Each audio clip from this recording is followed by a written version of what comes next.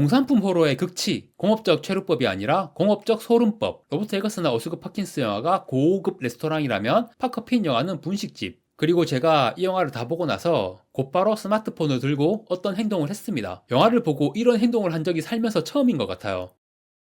2024년 한 해 동안 제가 가장 재밌게 본 영화 10편을 소개하는 영상입니다. 사실 올해 영화를 그렇게 많이 본 건 아닙니다. 대중적으로나 비평적으로 화제가 되었던 작품 중에서 못 본 영화가 꽤 있고요. 제가 선정한 10편을 보고 이 영화는 노잼인데 왜 들어있어? 혹은 이 영화 명작인데 왜 없지? 이런 생각이 드실 수도 있을 거예요. 영화 감상이란 게 다 주관적이기 때문에 넓은 마음으로 영상 봐주시면 감사하겠습니다. 시작하기 전에 구독과 좋아요 부탁드립니다. 자, 10위부터 바로 가볼게요. 10위는 핸섬 가이즈입니다. 10편 중에서 한국 영화가 한 편뿐입니다. 올해 한국 영화를 많이 못 봤어요. 특히 독립영화, 다양성 영화 쪽으로 좋은 작품들이 많이 나왔던 걸로 알고 있는데 대부분 보지 못했고요. 극장에서 화제가 된 상업영화 위주로 몇 편 챙겨봤는데 2024년 한국영화 기대작 3대장이었죠. 파묘, 범죄도시4, 베테랑2 셋 다 별로여서 물론 셋 다 흥행은 성공했지만 영화 자체는 많이 실망스러웠고 올해 본 한국 상업영화 중에서 그나마 좋았던 게 핸섬 가이즈인데 이게 터커 앤 데일 vs 이블이라는 미국 영화의 리메이크죠. 이 원작 영화를 제가 진짜 엄청 좋아하거든요. 근데 진짜 별로 안 유명한 영화예요. 이 영화가 한국에서 리메이크 될 거라고는 생각도 못했고 핸섬 가이즈는 아주 모범적인 리메이크라고 평가하겠습니다. 원작이 가지고 있는 그 기본적인 재미 요소도 충실하게 재현을 했고 원작과 달라진 부분에서는 같은 호러라는 카테고리지만 세부적으로는 장르 자체를 다르게 해서 원작이 없었던 새로운 재미를 잘 만들어냈다. 그리고 올해의 몸 연기상 박지환의 그 좀비 연기 그 굉장한 스텝이 정말 강렬하게 기억에 남았습니다. 코믹 호러 장르로서 정말 즐겁게 관람한 영화라서 올해 가장 재밌게 본 영화 중 하나로 핸섬 가이즈를 선정하게 되었습니다. 9위는 킹덤4 대장군의 귀환입니다. 제가 영화뿐 아니라 만화도 정말 많이 보는데 지난 10년 동안 제가 가장 좋아하는 연재 만화 부동의 1위가 킹덤입니다. 원래 계속 원피스가 1위였다가 킹덤을 보게 되면서 킹덤이 1위, 원피스가 2위 계속 이렇게 가고 있는데 그런데 최근에 조나라로 쳐들어갔다가 이목한테 계속 막히는 내용이 물론 실제 역사에서 이목이 잘 막은 게 사실이지만 이 만화에서 그 세부적인 내용 전개가 너무 엉망이라서 그래서 지금 이 만화 평가가 정말 안 좋거든요. 저도 불만이 많지만 그래도 가장 좋아하는 만화 1위가 킹덤인 건 변함이 없고요. 만화를 좋아하니까 킹덤 영화도 나오는 거 다 챙겨보고 있는데 그런데 1, 2, 3편은 VOD 결제를 하거나 정액기 OTT로 보다가 4편을 처음 극장에서 봤어요. 확실히 이런 종류의 영화는 극장에서 보는 게 재미가 더욱 극대화된다는 점을 실감했고 그리고 원작 내용 자체가 합종급편까지는 매 에피소드가 이전 에피소드의 재미를 뛰어넘거든요. 그러니까 영화도 신작이 나오면 무조건 그 전편보다 더 재밌어요. 그런데 단순히 그런 이유를 떠나서 이 4편은 1, 2, 3편과 비교해서 특출나게 잘 만들었다고 생각합니다. 흥행 성적을 봐도 1, 2, 3편은 50억엔인데 4편은 80억엔입니다. 이 영화의 핵심 내용인 천하대장군 왕기장군의 서사, 원작을 보면서 느꼈던 감동과 임팩트를 정말 완벽하게 구현했고 단순히 전작들의 재미를 뛰어넘은 정도가 아니라 크게 한 방 제대로 터트린 영화다. 그렇게 평가할 수 있겠습니다. 8위는 인사이드 아웃 2입니다. 코로나 시국을 거치고 본격적인 OTT 전성시대가 열리면서 극장과 흥행 트렌드가 달라진 게 있는데 극장 수요가 많이 위축되었다고는 하지만 천만 관객 영화나 7, 800만 정도 초대박 흥행작들이 의외로 자주 나오고 있거든요. 원래부터 관객 양극화 현상은 있었지만 이제는 정말 일부의 영화들만 관객들을 다 흡수하고 중간 정도 흥행작이 사라지는 그런 현상이 나타나고 있어요. 정말 관객들이 영화를 예전보다 더욱 깐깐하게 고르고 있다. 그런데 그런 관객의 성향 변화로 인해 떡상한 게 애니메이션, 엘리멘탈 700만 넘고 인사이드 아웃 2 800만 넘은 거 보면 이런 영화들의 재미는 안전빵이라고 관객들의 의식에 박혀 있는 것 같아요. 인사이드 아웃 2를 보면서 이런 영화가 진짜 안전빵이다 라는 생각이 계속 들었고 재밌지만 1편보다는 아쉽다 라는 반응도 꽤 있기는 하던데요. 저는 오히려 1편보다 더 재밌었어요. 왜냐하면 머릿속 감정 캐릭터들 스토리 말고 현실 라일리 파트가 재밌어서 라일리가 청소년이 되니까 캐릭터도 더 다채로운 매력이 생기고 우정이나 진로 이런 걸로 고민하고 그걸 해결하기 위해 쓰는 모습들이 1편의 라일리보다 더 공감이 많이 가고 스토리에 몰입이 되었던 것 같아요. 디즈니나 픽사 요즘 폼 좋습니다. 2025년에 나오는 엘리오랑 조토피아 2도 기대할게요. 7위는 롱레그스입니다. 저 같은 호러 장르 마니아들은 호러 장르는 언제나 기근이다 이런 생각을 가지고 있거든요. 이 장르에서 좋은 작품은 정말 가뭄에 콩나듯 나오는 기근이다 라는 관념을 그냥 기본적으로 가지고 있어요. 그런데 최근 몇 년 동안은 더 이상 기근이라는 표현을 쓰기가 무색할 정도로 매년 꾸준히 좋은 작품들이 나오는 것 같고 특히 2024년은 호러 장르 자체가 굉장히 뜨거운 한 해였다라고 평가하고 싶습니다. 악마와의 토크쇼, 악이 도사리고 있을 때, 그리고 한국에 개봉은 안 했지만 테리파이어 3도 미국에서 화제였고 일라이 로스의 해피 땡스 기빙도 올해 한국 넷플릭스에 올라왔죠. 그리고 스픽 노 이블 헐리우드 리메이크 리메이크도 개봉해서 또 극장에서 보고 갔고, 올해 화제가 된 1호 호러 영화들 다 괜찮았는데 저는 특히 롱레그스가 정말 좋았어요. 점프스케어라든가 잔인한 장면이라든가 그런 게 없는 영화인데, 그런데 니콜라스 케이지의 그 롱레그스 캐릭터가 테리파이어의 아트 더 클라운 캐릭터를 애들 장난 수준으로 만들 정도로 그 소름 끼치는 비주얼과 연기,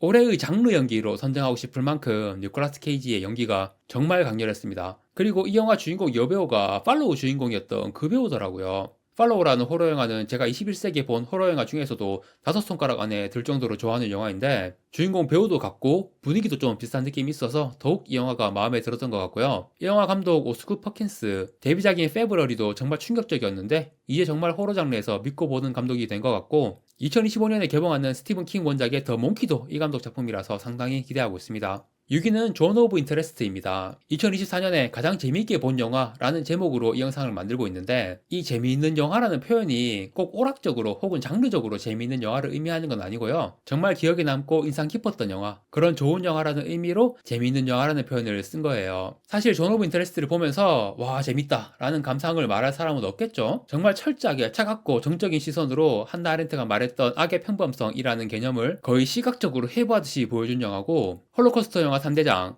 쉰들러 리스트, 피아니스트, 인생은 아름다워, 그리고 뭐 이 영화들보다는 덜 유명하지만 줄무늬 파자마를 입은 소년이라든가 사울의 아들, 정말 명작들이 많은데 존 오브 인터레스트는 어떤 의미에서는 이런 대단한 명작들을 위에 둘 수 있는 그런 엄청난 영화라고 생각합니다. 그런데 그런 엄청난 영화인 것 치고는 순위가 너무 낮다고 볼 수도 있지만, 이 영화 자체도 그렇고 이 영화가 던지는 화두도 그렇고, 그리고 요즘 뉴스 틀면 나오는 소식들도 그렇고, 이런 걸 생각을 너무 많이 하면 머리 아파요. 머리가 덜 아픈 영화들 위주로 보고 싶다, 그런 생각이 자꾸 드는 것 같습니다. 5위는 추락의 해부입니다. 추락의 해부하고 존 오브 인터레스트는 둘이 그냥 세트로 묶이는 느낌이 있죠. 보통 매년 상반기에 아카데미 시즌까지 이어지는 어워드 시즌, 그 주요 작품들, 이른바 어워드 영화들이 개봉하는데, 제 체감상 2024년 상반기에 개봉했던 어워드 영화들 중에서 추락의 해부와 존 오브 인터레스트가 제일 반응이 뜨거웠던 것 같고요. 체감 도르 말고 실제 관객수로 봐도 추락의 해부가 10만 명 넘겼고 존 오브 인터레스트가 20만 명, 다양성 예술 영화로는 상당한 성적이죠. 둘 다 뭐 이견의 여지가 없는 엄청난 걸작이라는 것도 동일하고, 결정적으로 두 영화 모두 여주인공 배우가 같습니다. 산드라 휠러. 저는 이 배우가 예전에 그 크리스토프 발츠처럼, 크리스토프 발츠가 퀸틴 타란티노의 바스터즈에서 한스 란다 역으로 화제가 된 후에 할리우드 영화에 엄청 캐스팅되었잖아요. 그런 것처럼 산드라 휠러도 이제 할리우드에서 상당히 눈독을 들이는 배우가 되지 않을까. 독일 배우인데 영어도 유창하고 연기력은 말할 것도 없고, 이 배우의 그 아름다우면서도 중후한 느낌이 드는 그 마스크, 아네트 베닝하고 약간 닮은 것 같기도 한데 그래도 뭔가 느낌이 달라요. 굉장히 유니크한 매력의 얼굴이고, 제가 헐리우드 스튜디오의 제작자나 중요 결정권자라면 추락의 해부 보고 저 배우 다음 작품에서 무조건 캐스팅해 라고 할 것 같아요. 그리고 이 영화는 뭐 산드라 힐러뿐 아니라 아들하고 변호사, 검사, 그리고 걔까지 출연진들 다 너무 훌륭했던 영화이고, 법정 영화로서도 확실하게 밝혀지는 진실이 없는데도 이 정도로 재미있게 긴 시간 몰입되게 만들었다는 게 정말 대단한 영화인 것 같습니다. 4위는 듀운 파트 2입니다. 듀운 파트 1을 극장에서 보고 비명을 질렀습니다. 물론 겉으로 소리는 내지 않고 속으로 2편 내놔! 라고 비명을 질렀고, 그만큼 진짜 1편을 본 이후로 목이 빠져라 기다린 영화예요. 그런데 제 경험상 다크나이트 같은 극히 드문 예외도 있긴 하지만 대부분의 경우 너무너무 큰 기대감은 결국 독이 된다. 듀운 파트 2 극장에서 보고 처음 든 생각이, 기대보다는 약간, 물론 훌륭한 영화예요. 하지만 정말 한없이 높았던 기대치를 충족시키기에는 조금 모자랐다. 가장 아쉬웠던 건 악당들. 사실 요즘 영화에서 악당다운 악당이 잘 없어요. 뭐 존 오브 인터레스트의 회스 이런 애들은 뭐 치트키니까 넘어가고, 아무튼 악당다운 악당이 잘 없는데 듀운 파트 1에서 하코넨 남작이나 사다오카 같은 악역들이 정말 대작 영화의 악당다운 포스가 있어서 그게 정말 마음에 들었고, 그래서 더더욱 2편에서 폴이 반격하는 내용이 정말 기대가 되었거든요. 그런데 2편에서 얘네들이 뭐 물론 프레멘 정예 페다이킨한테 사다오카가 안 되는 게 맞아요. 그거는 원작 설정대로인데, 그래도 너무 별거 없이 털리는 게 그 복수에 대한 갈망이 너무 허탈하게 끝나버리는, 그 왕자의 게임에서 아리아 스타크가 프레이 가문 간단하게 몰살해버리는 그것처럼 너무 허탈해. 그리고 블라디미르 하코넨 남작의 최후, 얘가 원래 원작에서 엘리아한테 죽잖아요. 그런데 이 영화에서 엘리아는 엄마 뱃속에 있고 태어나지도 않은 상태로 나오고, 그 80년대 데이비 린치가 만들었던 영화, 제목은 똑같이 듄인데 우리나라에서는 사구라는 제목으로 케이블에서 틀어주는 거 제가 봤거든요. 하도 옛날에 본 거라 잘 기억은 안 나는데, 엘리아 그 쪼매난 여자애가 들어와서 너희는 우리 오빠한테 다 뒤졌어 막 이러면서 하코넨 남작도 죽여버리고, 그 장면 되게 강렬했는데, 아무튼 그런 클라이막스의 복수 장면들이 듀운 파트 2에서는 많이 아쉬웠고, 물론 애초에 이 작품의 주제 자체가 자체가 악당들이 복수하는 쾌감 뭐 그런 게 아니고 오히려 주인공인 무아띠비 굉장히 위험한 존재일 수 있다는 거, 그걸 표현하는 데 중점을 두고 만들었기 때문에 그런 감독의 의도를 이해하고 본다면 정말 잘 만든 훌륭한 영화라는 건 부정할 수 없습니다. 어쨌든 3편도 나온다고 하니까 역시 큰 기대감을 가지고 기다려보겠습니다. 3위는 스마일2입니다. 앞에서 롱레그스 이야기할 때 올해 호러 장르가 굉장히 뜨거운 한 해였다라고 언급을 했었죠. 올해 호러 영화 여러 편 봤지만 스마일2가 진짜 최고였습니다. 저는 이 시리즈가 너무너무 좋아요. 최근 몇 년 동안 정말 이 정도로 재밌게 본 호러 영화가 거의 없어서 1편도 정말 재밌었는데 2편은 거의 모든 면에서 1편을 뛰어넘었습니다. 정확히는 1편이 재밌었지만 아쉬운 부분도 있었거든요. 그런데 2편에서 1편의 아쉬운 점을 완벽하게 보완했어요. 그리고 스케일도 더 커지고 더 무섭고 그냥 모든 면에서 속편이 가져야 할 미덕을 빠짐없이 챙긴, 이동진 평론가님이 조커2를 희대의 속편이라고 표현하셨는데 그 표현을 좀 빌려서 저는 스마일2를 희대의 속편이라고 평하고 싶습니다. 1편에서 가장 아쉬웠던 점이 완급 조절이 좀 실패한 느낌이 있었거든요. 초중반까지는 잘 몰아치다가 후반부에 좀 맥이 빠지는, 아무래도 스마일 1편이 이 감독의 장편 데뷔작이니까 뭔가 좀 마음의 여유가 없이 만든 느낌이 있었는데 2편은 1편의 성공으로 자신감이 붙었는지 차근차근 빌드업하고 중반부터 후반까지 몰아치는 식으로 굉장히 탄탄한 내러티브 구조의 호러 영화가 만들어졌다, 그렇게 볼 수가 있고요. 이 영화 만든 감독 파커 핀, 저는 이 감독에게 점프스퀘어의 장인이라는 별명을 붙여주고 싶습니다. 사실 점프스퀘어 위주로 하는 호러 영화는 뭐 호러 영화 많이 알려도 그렇고 특히 비평적으로 좀 낮게 보는 경향이 있는데 점프스퀘어 연출 잘 못하면 관객이 놀라지도 않거나 놀라더라도 불쾌한 기분만 드는 그런 경우가 많은데 파커 핀 감독이 스마일 시리즈에서 보여주는 점프스퀘어 연출은 완성도가 정말 엄청납니다. 아이디어와 테크닉 모두 S급이에요. 점프스퀘어 장면을 이 정도까지 공을 들여서 완벽하게 만드는 감독은 정말 흔치 않다. 사실 파커 핀 감독이 뭐 아리 에스터나 조던 필, 로버트 에거스, 오스고 퍼킨스 이런 감독들 정도로 높게 평가받는 건 아닐 텐데 아무래도 공산품 느낌의 영화니까 저는 스마일2를 공산품 호러의 극치라고 표현하고 싶습니다. 또 이동진 평론가님 표현을 빌리자면 공업적 체류법이 아니라 공업적 소름법, 로버트 에거스나 오스고 퍼킨스 영화가 고급 레스토랑이라면 파커 핀 영화는 분식집. 자, 저는 지금 공업적이라든가 분식집 이런 표현을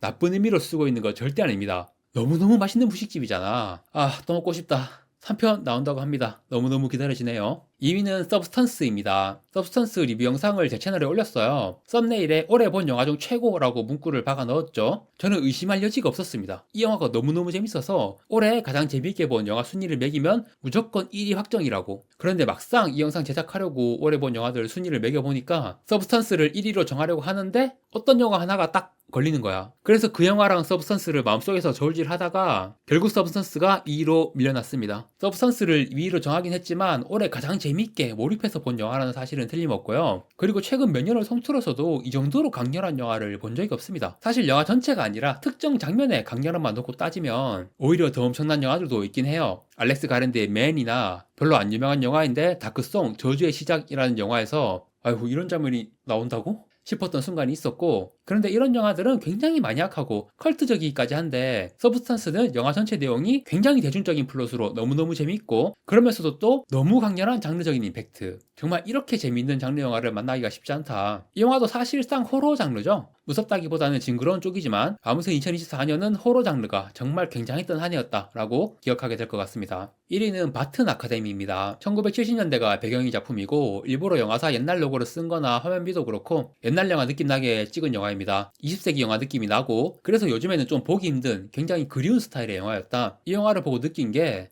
이런 영화가 필요해. 사실 뭔가가 결핍되어 있을 때 그 결핍에 대해서 평소에는 잘 느끼지 못하다가 어떻게 우연히 그 결핍이 충족되었을 때 아 이게 나한테 정말 필요한 거였구나 라고 느끼게 되는 순간이 살면서 많이는 아니지만 종종 있거든요. 이 영화를 딱 보고 나서 느낌이 그랬고, 이 영화가 어떤 영화인지 간단하게 설명하면 죽은 시인의 사회 플러스 미스 리틀 선샤인입니다. 죽은 시인의 사회 플러스 미스 리틀 선샤인이라면 진짜 우주명작 아닌가? 뭐 우주명작이라고까지 할 정도는 아니지만 정말 좋은 영화였습니다. 극장에서 보지 않고 넷플릭스에서 봤거든요. 넷플릭스에서 영화 뭐 볼까 둘러보다가 이 영화가 있길래 알렉산더 페인 감독의 신작이라는 건 알고 있었어요. 그래서 한번 봐볼까 하고 틀었는데 솔직히 OTT로 영화 보면 어떤 영화냐에 따라서 잘 집중이 안 될 수 있잖아요. 보다가 막 스마트폰 들여다보고. 그런데 이 영화는 시작부터 끝까지 쭉 집중해서 그냥 이 영화의 모든 순간들이 다 좋았어요. 그리고 제가 이 영화를 다 보고 나서 곧바로 스마트폰을 들고 어떤 행동을 했습니다. 영화를 보고 이런 행동을 한 적이 살면서 처음인 것 같아요. 바로 쿠팡 어플을 켜가지고 책을 샀어요. 이 영화 보신 분들은 다 아시죠? 폴 지아마티가 연기한 주인공이 사람들한테 이 책을 막 선물하거든요. 아예 이 책을 한 박스 가지고 있어요. 저는 이 주인공 캐릭터가 너무 좋아서 이 영화를 통해서 저도 이 사람한테 선물을 받았다는 느낌으로 책을 구입을 했습니다. 이렇게 난생 처음으로 영화를 보고 나서 그 영화에 나온 책을 바로 구입하게 될 정도로 저한테는 정말 특별한 느낌을 준 영화입니다. 그래서 2024년 제가 가장 재밌게 본 영화 1위로 바튼 아카데미를 선정했습니다. 네, 이렇게 2024년 한 해 동안 제가 가장 재밌게 본 영화 10편을 소개해 보았고요. 2025년에도 2024년만큼 혹은 그 이상으로 좋은 영화들을 많이 만날 수 있었으면 좋겠습니다.